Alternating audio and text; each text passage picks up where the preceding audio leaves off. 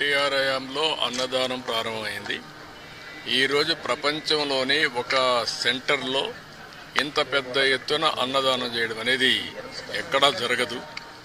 3 లక్షల మందికి భోజనం పెట్టగలిగే సెంట్రల్ కిచెన్స్ 3 ఉన్నాయంటే ఎక్కడ ఇది ఉండదు.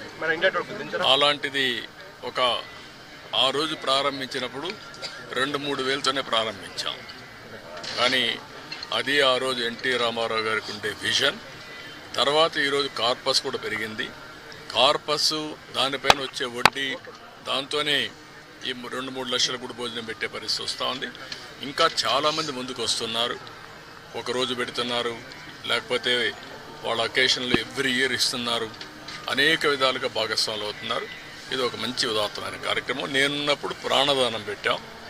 అది కూడా లాజికల్గా తీసుకుపోవాల్సిన అవసరం ఉంది. అన్నదానం, ప్రాణదానం ఈ 2 కూడా లాజికల్గా తీసుకెళ్ళి అన్ని విధాలా దీన్ని స్టిమ్యులేట్ చేయాలి.